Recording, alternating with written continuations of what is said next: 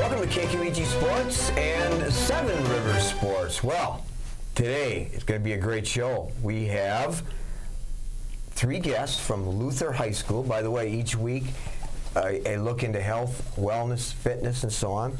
As we take the show, just on the heels of a very successful cross-country season.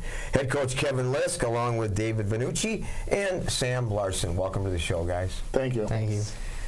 Well, I mentioned a very successful season. Now, Coach, you have been at the school 27 years. You've been 21 years as a cross-country coach. Is this one of the most successful teams? Oh, absolutely. We kind of knew that coming into the season. A lot of our athletes were putting miles on, and we had a pretty good idea coming in from last year, leaving last year rather, what we would have coming into this year. And so what they achieved was not a surprise, but it was still a lot of fun. Mm-hmm. It was a blast. So yeah, well, definitely. And pastor, teacher, coach, husband, parent. Yeah. You wear 5, maybe 6, 7 hats. But anyway, so you're able to find time to do the coaching, and I know you have siblings, and you have son, 2 daughters. No, I have a son or 2 sons and a daughter. And the daughter has special needs. Right. Yeah. So you're able to balance all of that.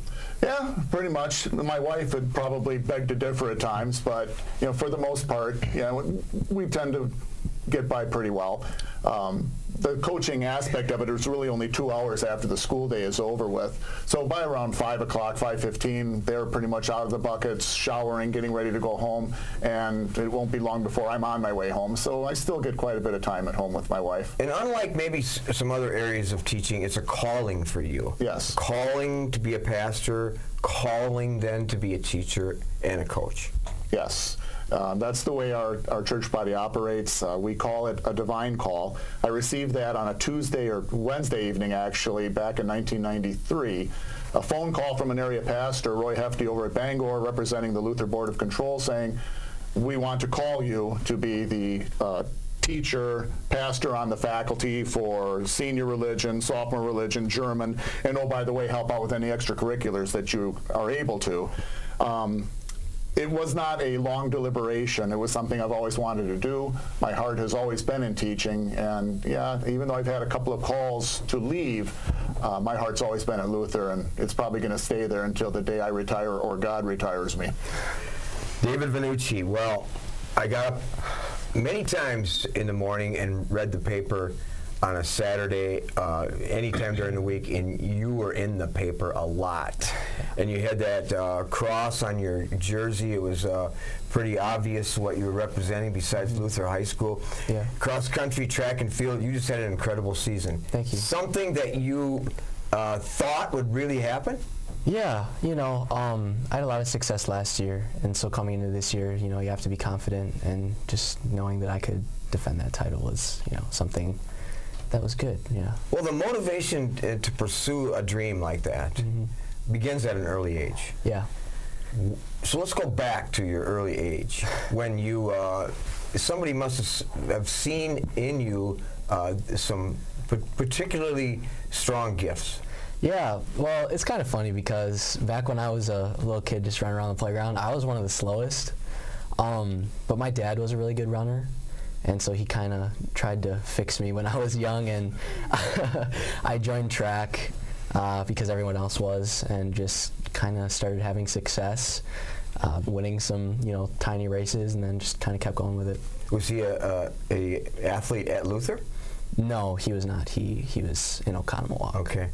And Sam Larson, also cross country, track and field, all conference, academic all conference. Of course, we know that Luther, like Aquinas and like many schools, you're a student first and athlete second, and and that certainly describes you too. But how did you get involved in athletics? Well, I did basketball freshman year. That was pretty much the only thing I did athletic-wise. But then coming into sophomore year, a lot of my friends were like pressuring me to join cross country because it was fun. So I thought, what the heck, I'll just go for it. I'm probably not going to be that great.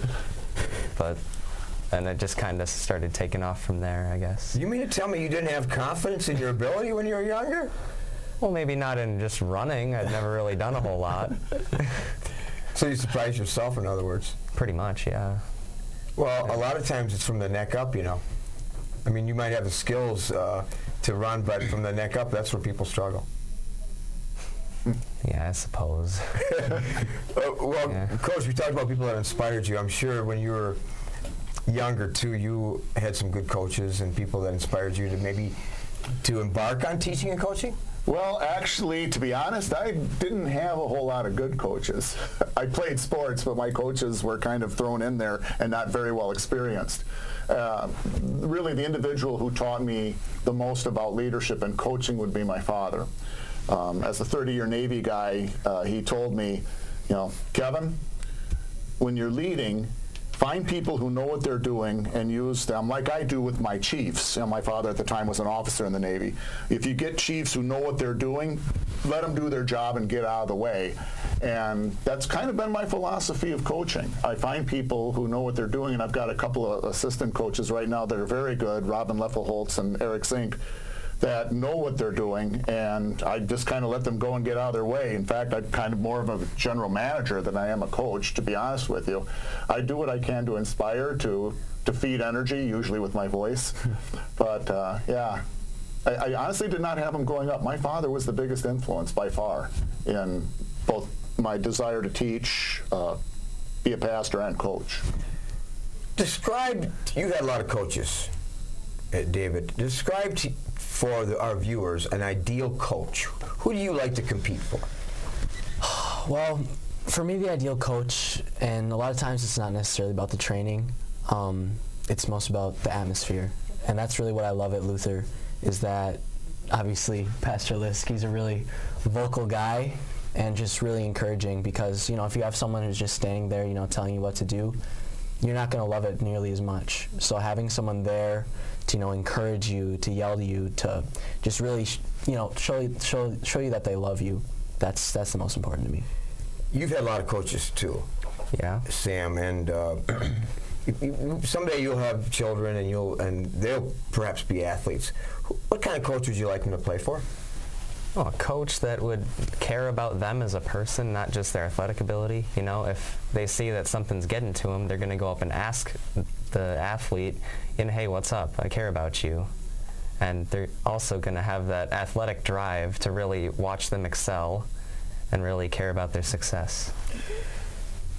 Good teachers are also good coaches, vice versa. It starts in the classroom. That's my coaches in high school were also great teachers. And because teaching is what coaching is about anyway, as we all know. But I've always been impressed with the culture of Luther High School. I've been there many, many years refereeing and coaching and so on against Luther teams. And I'm not saying it's an oasis, it's a panacea, but it's a good culture. I mean, I know your administration, a lot of your co-workers, your colleagues. And describe for our viewers what the culture of Luther High School is. Ooh, the best way to do that would be go right to our center motto of keeping Christ in high school education. Everything that we do at Luther High School, whether it be in the classroom or in the commons when we're eating, in the auditorium when we're worshiping, on the athletic field, in the gymnasium, centers around, you know, the completed work of Christ and what He's done for us and for the world. And that governs everything. I mean, getting back to what the question you asked about coaching, I was thinking about that whole culture thing too. And I'm convinced that the kids that go out for cross country, it's not that I'm a world-class coach. My assistant coaches have forgotten more about running than I'll ever know. But you know, the kids go out for cross country because not so much they may love running, maybe this guy's the bigger exception, and him too, but they care a lot about each other. And that's huge. I mean, the kids actually enjoy being together and being with one another, and they have fun together. And that's the centerpiece of everything. And that's really the culture of Luther, to reflect Christ's love and attitude with not only the teachers, but also with your peers, with your teammates. That's the culture of Luther High School right there, reflecting what Christ has done. There was a famous runner that said, to sacrifice the gift is the biggest disappointment that you will ever have on the face of this earth. If you have a gift, to sacrifice that gift is a huge disappointment. Yeah. How would you've not sacrificed the gift because you have a gift, don't you, David? Yeah, and you know, God blesses everybody in different ways, I believe. And one person's talent's not going to be the same as the others. You know, just, I don't know why, but he blessed me with running. And so I have to do everything I can to use that gift for his glory. You have a gift too, Sam, similar to what David has. Yeah, I guess. I mean, How do you use it? running. I mean, at first I didn't really know that I was good at it, but once I found out, it's like, you know, I got to glorify God in any way I can. And if running is one of those things, you just got to take advantage of that. Are you hard on yourself if you think you've achieved everything you could up to this? You're only a junior, we know that, up to this point in your life? What? Like, Are you hard on yourself? Do you feel you've accomplished your goals? no, I'm always hard on myself usually. Maybe not in like a self-esteem way where I don't feel like I'm good at something. I just like pushing myself as far as I can. That's good. That's the secret to being successful. No question about it. Well, we're going to step aside just for a minute. When we come back, we're going to talk more about the culture of Luther High School and get to know our guests a little more up close and personal right after this. At Schneider Heating and Air Conditioning, we have assembled a championship team. who listens to what your needs are. We install carrier comfort systems that improve the comfort, efficiency, and the air quality of your home and workplace. We serve you with highly trained technicians who are prompt, friendly, and honest. For Gold Star treatment, turn to the experts, Carrier and Schneider Heating and Air Conditioning. Schneider Heating and Air Conditioning. Your comfort is our business. Welcome back to Seven Rivers Sports. Today, the focus on Luther High School cross country. Tremendous program. Have head coach Kevin Lisk along with two juniors, David Vannucci and Sam Larson. Well, when we finished the first segment, we were talking a little bit about what's special about Luther and so on. But I know faith-based education, so vital in the world we live in now. What have you taken away so far? You're a junior. Starting with you, David, what have you taken away in life lessons at Luther High School? Life lessons at Luther High School. I think a lot of it stems to putting yourself into the perspective of others. I think that that's the most important thing you can do, just to kind of try to understand them, because the way we try to live our life through faith is, you know, a life of love and loving others and not putting them down. And I think a lot of that stems from if someone doesn't do the right thing to you, instead of retaliating, you can try to put yourself in their position and see what you can do to try to help them. How do you specifically incorporate your faith as a student athlete? We see you out running, we see you in the community. How do you incorporate that? I try to do everything I can to stay as humble as possible, and always try to mention my faith in my interviews after, and just, you know, by wearing the cross on my chest and crossing myself at the end of races, just show that, you know, it's not me who's doing this, it's through God. And Sam, I know you have the same approach to your athleticism and to your academics, because you've been given a gift. We've talked about that, but is there any spiritual advice you could give to our viewers at all? Advice? Well, to really just the simplest thing is just be nice to everyone, you know? You don't really know what they're going through, and if you can, just tell them about Jesus. How do you show in your running, in your cross-country track and field, how do you show exactly what you stand for? Is there a certain, you think about that prior to a race? Well, yeah, I always cross myself before the race, you know, just a little thank you to God for everything that he's done for me and for our team. Well, we talked about in the first segment about this being the best team we've ever coached, and these are juniors. So what's ahead for Luther Cross Country? They'll be seniors. And hopefully doing what they did last summer, both of them putting miles on, the rest of the team putting miles on, coming back in ready to compete, ready to train, and ready to be a part of what Luther Cross Country is all about. That they're going to have a remarkable year. I fully expect all things being equal and the Lord being willing, that next year will overshadow this year in so many different ways. That doesn't make this year any less special, but you can't help but kind of salivate a little bit over what we have coming back. So that's kind of where I'm at. You right talked now. about off-season conditioning and training and so on. A lot of, particularly cross-country athletes, track athletes, sometimes overtrain, put on too many miles. And because it's such an important sport, and more so than maybe in other sports. Talk about your training, David, during the summer months. During the summer months, a lot of it is, building up your mileage, trying to not work too hard, I guess is the best way to put it, because once the season starts, that's when you start putting in serious work, but you have to build a base during the summer. Do you like to run by yourself or with a pack?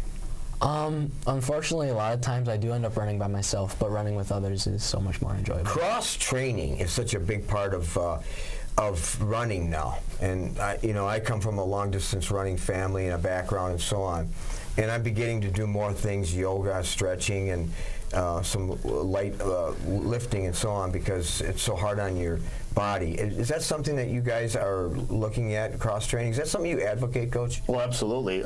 We every Wednesday morning at 6 a.m., the students love that time. We get up in the morning and we actually go to the YMCA. A bit of a shout out to them for opening their facilities opening their facilities to us. We have swimming workouts, and that's going to be probably what we do entirely next year. Will be Wednesday mornings. They have an aerobic workout in the pool, which is of course minimal to no impact, but you can still get a fairly decent workout in there. And oh, by the way, it might just happen to be a bit more fun than other practices. So it actually works out pretty well. So am I an advocate of cross training? Oh yeah, absolutely.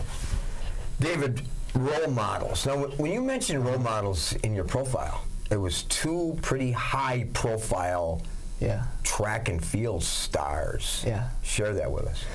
I think I put Eliud Kipchoge and probably Galen Rupp or someone, but those two guys, and especially them being Christians, both of them, those are who I aspire to be. And just looking at how dedicated they are in their lives, that's what I aspire to do. And Evan Jagger, by the way, is a Sam Evan Jagger, yeah. From Wisconsin. Yeah. And steeplechase champion in this country. And so fast forward your life now to college, and you may be too young to be certain on your plans, but college, career, are you going to run after graduation? Yeah, running, I believe, is always going to be a part of my life. It's very meditative to me, and it's a part of my day every day. I really don't like to go a day without running. It never feels right. And Sam, too, let's talk about as you progress and you graduate, where are we going to see you? Well, I'm going to compete in college as much as I can, but I don't know if I can compete with a state champ like David. He's got back state titles. I know. Colleges everywhere going for him. Well, there'll be colleges looking for your gift too. Well, yeah, of course, but even when I get old and I'm done competing, I'll probably get into like half marathons, just really start taking it easy and just enjoying running. What would you like to be doing in 10 years from now? You graduate from college and then what? Ooh. Career? Well, career-wise, I'm looking at PA area. Physician's assistant. Oh, yes. Good career. It's always just something that's really intrigued me, something about medicine and the human body. That's your strength in high school, those classes too then? Yeah, I enjoy it a lot. Good. And where are we going to see you, David? 10 years. Olympics? Maybe, we'll see. I intend to keep running a part of my life competitively as long as I can. Probably, like Sam said, doing half marathons, but I see myself, stable career, family. I think that'd be awesome. Loving wife, kids. We talked about your kids too, Coach, and your wife working at CISA, and they're obviously very supportive of you and your pilgrimage to teaching and coaching and so on. And family is such a big part of who you are too. Yeah, it is. Ours is a little bit unique with my daughter's situation. My oldest is 22. He's a senior in college right now, and then I have twins. They're both 19. Jord is down at Platteville, or excuse me, he's over at Bethany. John's at Platteville. And my daughter, Bethany, not to be confused with the college my other son goes to, has special needs. She was a resident at Cholita for many, many years. And you were involved there? Yeah, I was on the Cholita board for a while. And for us dealing with her, you know, we take her out, we walk her. She loves to walk. You know, she can communicate, she can talk, and she can make her desires, wants, feelings known. Boy, can she make her feelings known when she wants to. But you know, she's kind of glued our family together in a way that's somewhat unique. It's given us an appreciation for the blessings we have. As much as Bethany has challenges, we realize how blessed we are to have her, because she's capable of talking, and I know there are families who have situations far worse than what we've gone through. Well, actually, we have a sister that's special needs. So Yeah. I've grown up with that same situation, and she's really kind of galvanized our family too. And she's a big part of our yearly schedule and getting her involved in things, going to watch her nieces and nephews and so on. So. And it gives you an appreciation for other families who are going through that. You know, when I was a younger kid, I would see a family with a kid with special needs, and I'd go, oh boy, I'm glad that's not going to be me. Well, the Lord had other ideas, and along came Bethany. And now I have a real appreciation for what those families go through, and the unique love that they can show to a child who, you know, may not be very good at showing love in return. Exactly. So, showing it in different ways, Yeah. of course. Well, before we close the show, David, you're a deep person, both you and Sam. What's your philosophy of life? Philosophy of life. That goes back to, I think, what I was saying about perspective. I think perspective is the most important thing, and being able to put yourself in other people's shoes and just being able to communicate and being an open person and just really looking at their perspective and what they're going through and how you can communicate. That's probably tied into your role as a leader, state champ, cross country. You're very gifted. You're on a platform. You're elevated up because of your gift. You're in the media all the time, and leadership ties into that. Is that hard for you to continue to be in the spotlight? No, I mean, I try not to think about it too much. I don't think about it like that. I think it's all a gift, and if you use it right, it can be used for good purposes. What's something people may not know about you, Sam Larson? About me? Well, I know martial arts. My dad taught me that. It's something a lot of people don't know. I don't really talk about it that much. Do you demonstrate it in school at all? No, it's probably illegal. But yeah, I also really enjoy singing and dancing a lot. Really? So It's just something that versatile guy I like. here. Yeah. Dude, singing is a passion. So are you in the choir at? Yeah, I am. We have like a show choir type thing at our school. We call it the Sound Foundation. Yes. You know what would really be special? The next time I referee a Luther game, if Samuel Larson will step out onto the midcourt and sing the national anthem, and I can say to everybody, he was on the show, Seven Rivers Sports. Can you sing that? I'd pay good money to see it. Yeah. I mean, I guess. Well, I'm talking about solo now. I'm not talking about Oh, not like solo. 6 or 7 people around you. You should sing it for the show. Oh, The Sound Foundation will I sing the totally national would. anthem.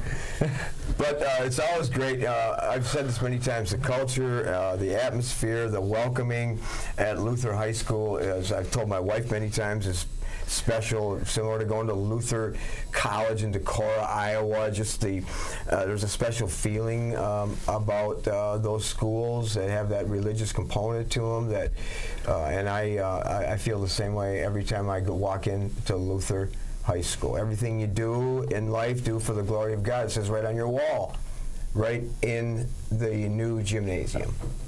So, appreciate you guys being on the show. Samuel Larson, David Vannucci, and coach, pastor, teacher, parent, husband, Kevin Lisk. Thanks, guys, for being on the show. Thank you very, very much. It was fun to be here. All right. We'll be back with some closing thoughts right after this. At Schneider Heating and Air Conditioning, we have assembled a championship team. Who listens to what your needs are. We install carrier comfort systems that improve the comfort, efficiency, and the air quality of your home and workplace. We serve you with highly trained technicians who are prompt, friendly, and honest. For Gold Star treatment, turn to the experts, Carrier and Schneider Heating and Air Conditioning. Schneider Heating and Air Conditioning. Your comfort is our business.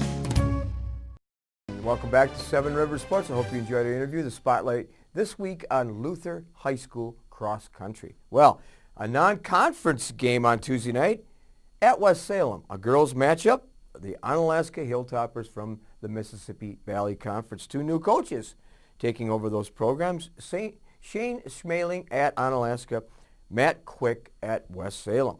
Well, the Hilltoppers came out of the gates quickly, scoring 34 points in the first half, while the Panthers were held to just 16 points.